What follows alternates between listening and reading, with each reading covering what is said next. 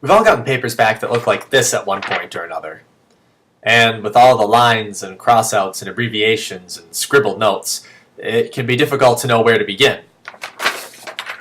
Even though a paper may be riddled with errors, it's seldom useful to point them all out at once.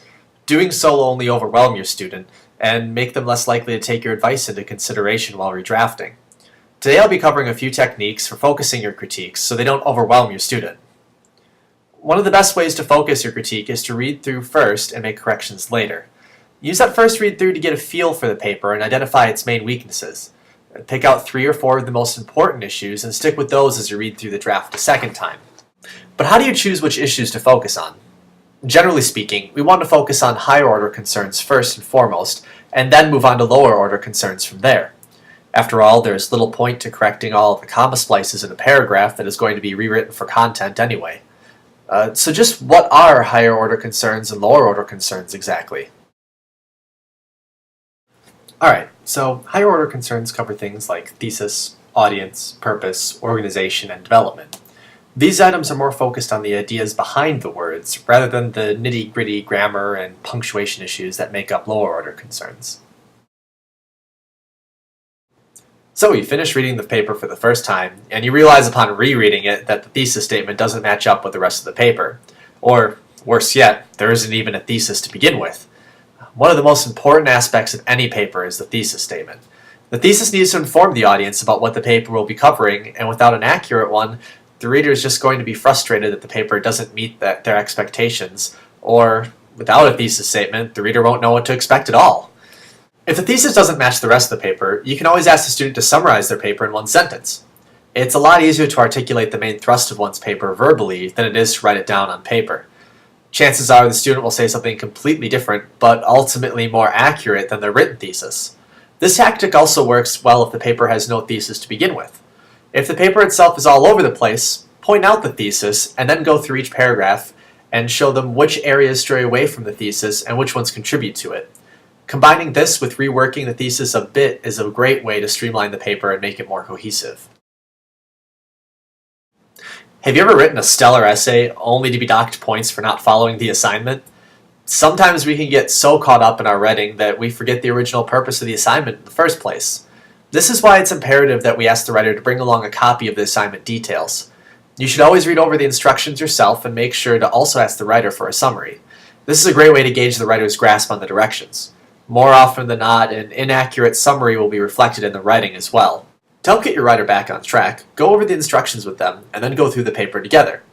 If something seems out of place, ask the writer to elaborate on how that sentence, quotation, or paragraph contributes to the overall goal of the paper. If the writer can produce a solid argument for that piece's inclusion, you can always work with them to help tailor it more to the purpose of the assignment. By taking a closer look at how each sentence and paragraph contribute to the purpose of the paper, we can help the writer see how they need to fit together to form a cohesive whole, like pieces to a puzzle. Alrighty, so there are a few ways we can assess organization in a paper.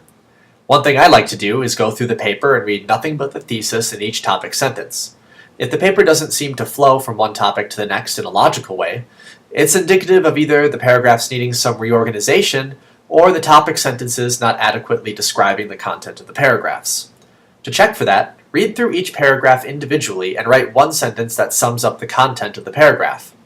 Compare that sentence to the topic sentence. Do they more or less match up?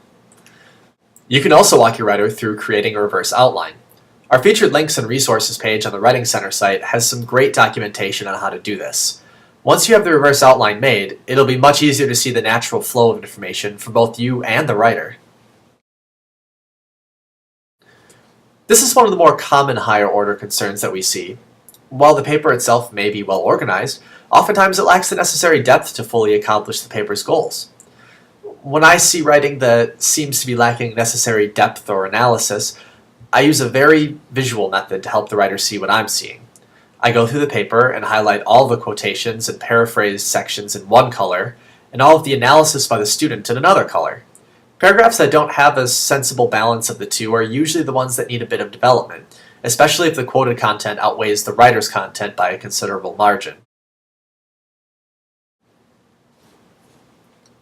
Now that we've got higher order concerns out of the way, we can start to focus on the nitty-gritty stuff, lower order concerns.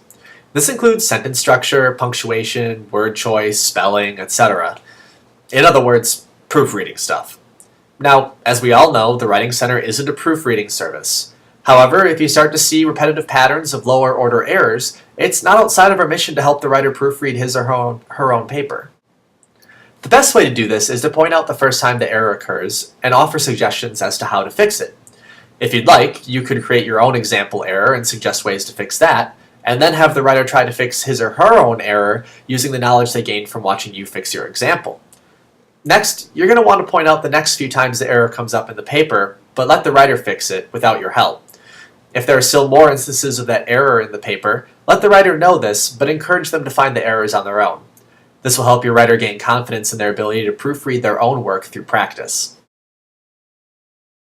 So, to review, make sure you remember to tackle the higher order concerns before lower order concerns. Think of the paper as a new house. There's no use putting up nice siding and fresh paint if the foundation is falling apart. Once the paper is structurally sound, you can start to make it look pretty with proper grammar and fierce diction. I hope you'll keep these tips in mind as you work with student writers.